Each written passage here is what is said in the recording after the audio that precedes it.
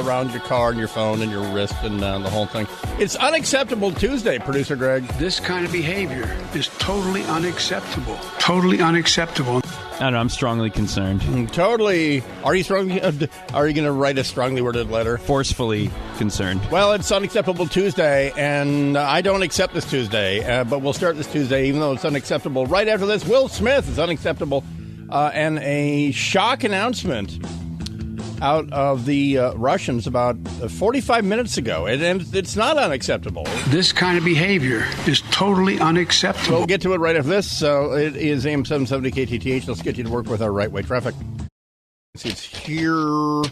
And again, Producer Greg has tested negative for the vids.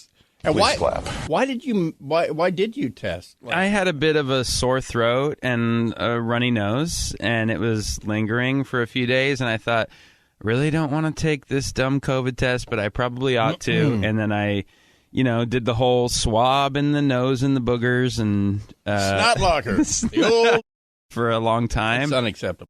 It's totally unacceptable. So we'll learn to accept that.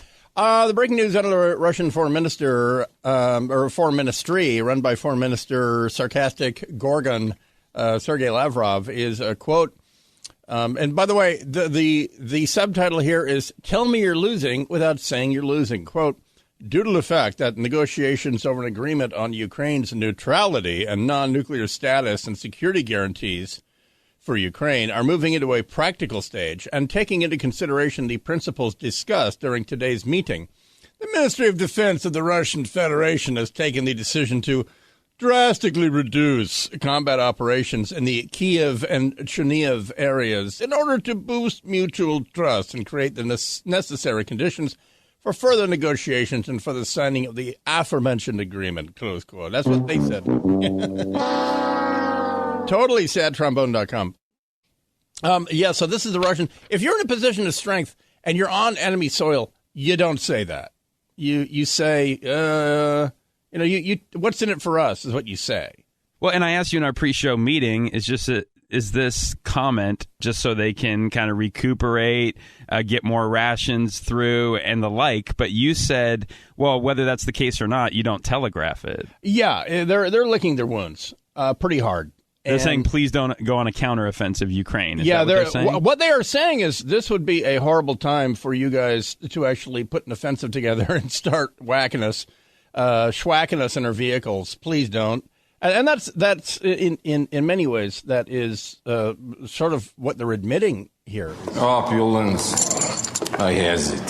The capitulation. I has it. And so what they're saying is we're on your territory and we're cleaning up and we're trying to resupply.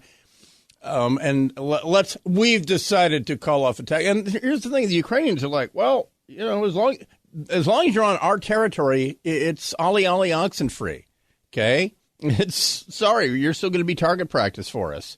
I guess the longer play here from Putin could be if the Ukrainians do go on an offensive while the Russians are saying, hey, please don't attack, then Putin could use that as one of his famous excuses to do something like chemical weapons or a bigger attack on civilian areas. Not that what he hasn't already done is terrible, but he's going to do it if he's going to do it. He doesn't need an excuse. And besides, that's just like the nuclear stuff. It's a gigantic bluff. Right. Gigantic bluff. The fact that we're sitting around saying, oh, I'm going to react to the chemical weapon report. It's a bluff. The correct answer is not, we'll respond in kind. The correct answer is, you know what? Good luck with that.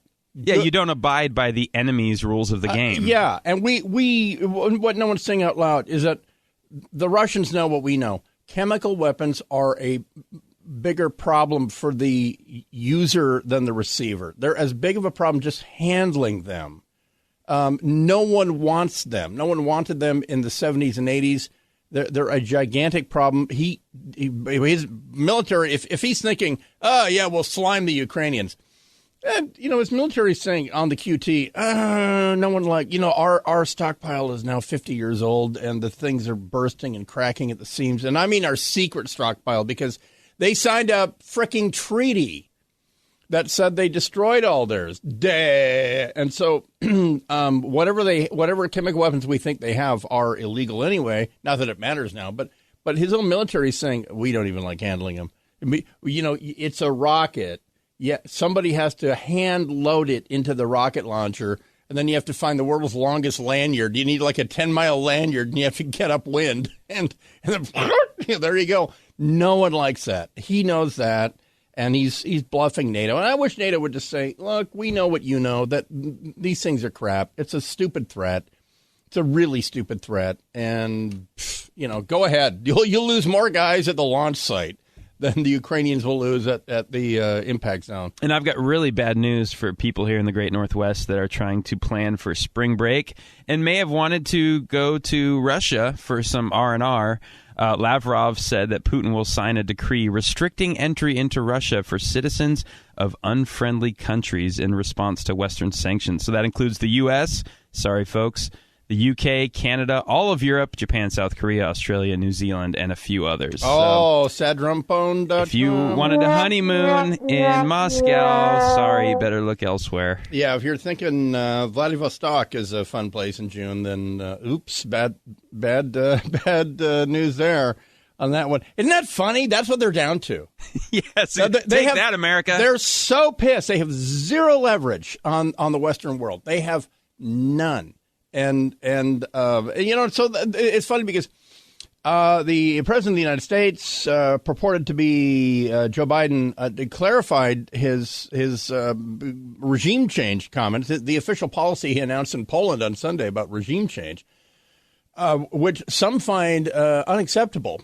But he explained that no, it's it was my personal opinion, and it's not. I didn't say no problem. I said no problem. And so I have a montage, and that's my cut 5, producer Greg. But now in the full dress rehearsal, I didn't see your cut 1. Oh, yeah, about Biden was asked about his speech in Poland at the very end of it multiple times yesterday. I think 6 or 7 reporters said, can you clarify the whole Putin must go, he must not remain in power?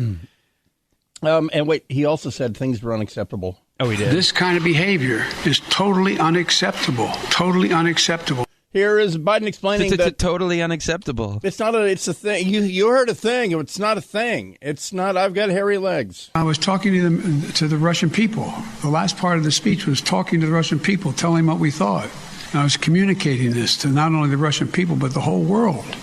This is just stating a simple fact that this kind of behavior is totally unacceptable. Totally unacceptable. And the way to deal with it is to strengthen and keep NATO completely united and help Ukraine where we can. Your Honor, I strenuously object. Oh, strenuously. Okay, then. So there's that. And so, are you buying it? You can't unring that bell. That's what nobody understands. From Abe Lincoln to that's Anthony Blinken, everyone, and it's Antony, but from Abe Lincoln, the Secretary of State, to Jen Psaki and Biden, you can't unring that bell. He heard what he heard in Moscow, so just own it and just say, I said what I said. You heard what I said. Right. I think would have been the smarter play. Exactly right. Fundamentally, I actually don't have too big of a problem with him saying Putin must go. And I do think he was talking to the Russian people and saying, look, America's not going to go in and take him out, but someone in the motherland will have to eventually, whether it's now or in the future. And we've been calling for more stronger, explicit talk from American leaders for some time now. And we've talked about the moral clarity and reasoning of Ronald Reagan and how we need to make that great again. And so when he said Putin must go, I was sort of like, yeah, he's right. I don't think Putin was going to use that as an excuse. And if he did, who cares? Like you said, Putin will find any excuse to do what he wants to. So he already harsh rhetoric all day long, sure. Because he has NATO providing the shoulder-fired, single-shot anti-tank missiles that have killed about 9,000 of his men. He already thinks he's at war with NATO. That's that. And so the fact that you say the guy's got to go, it's really obvious. You don't provide an enemy nation, an armor-killing weapon unless you actually think maybe he should go or whatever. And so once you say that, say, I don't have to explain it. Here's a bit of but you know what he did yesterday. We'll take a break and come back here for Unacceptable Tuesday. But constantly referring to his notes. Because they, as the cleanup on aisle Biden crew worked on the talking points, they wrote it down for him in large font, like in Comic Sans 28 point or something, all caps. Yeah, there's pictures circulating all over social media of his notes from yesterday. Really? Oh yeah, I've seen it. Because he always grabs them, like note out, like that My Pillow guy. Step 1, declare Viking Kingdom. Step 2, buy My Pillow. Back in a second, it is AM 770 KTTH. It's an Unacceptable Tuesday. Let's see if the traffic plays ball with our right-way traffic. It's totally unacceptable. Totally unacceptable. More like the S-show curves, am I right? Hey, now. So, AM 770 KTTH, Bryan Suits here. And, so the president, this is, Fox has their own montage from Peter Doocy. And Biden seems to have a thing with Fox's Peter Doocy because he's from Fox, and that's that. But he got Grandpa with the MSNBC reporter asking about that, and he was going to his notes. Do you believe what you said, that Putin can't remain in power? Or do you now regret saying that because your government has been trying to walk that back? Did your words complicate matters? Well, you asked 3 different questions. I'll answer them all. Number 1, I'm not walking anything back. The fact of the matter is I was expressing the moral outrage I felt toward the way Putin is dealing in the actions of this man. Just brutality of it. Half the children in Ukraine. I just come from being... By the way, quick observation. When CNN or MSNBC or NBC ask this president a question, they nod yes as they're asking the question. and it's a weird psychological thing. Like, it almost seems like a cue, like it's a choreographed or a scripted question. Yeah, usually that's the role of a politician's handlers, to stand behind him or her, and whenever they answer a question, they nod. But it's not the job of a reporter. Yeah, and I forgot because Jen Psaki, she worked physically worked on air on MSNBC, didn't she?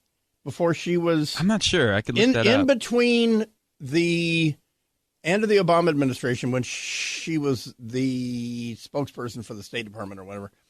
But she was on air. But it's just really, really weird. I mean, it's not like there's some mystery about the setups that go on where they say, oh, hey, Nora O'Donnell, we'll call you first, but you have to let the president make his points about why he did that, and so because I didn't hear 3 different questions, but Biden knew to answer it that way, and after she was done answering the question, she was nodding yes to him, and then he would just with those families, and then he's just constantly looking down. And so, but I want to make it clear, I wasn't then, nor am I now, articulating a policy change. I was expressing the moral outrage that I feel, and I make no apologies for it. Personal. That's a phrase that pays. Is that? I bet you that sounds so. Without even seeing the pictures, he just referred to his notes and he read them verbatim right there. Being with those families. And so, but I want to make it clear, I wasn't then, nor am I now, articulating a policy change. I guarantee that's verbatim. Jen Psaki was the deputy press secretary for Obama, then a political commentator on CNN starting in 2017 before her current post. But the point I think you're making here more broadly is that when we have a Democrat president, the press typically tends to root for that person in office, asking kind of setup questions and then nodding along and saying, yeah, he's all our president, and our job is to let him get his voice heard.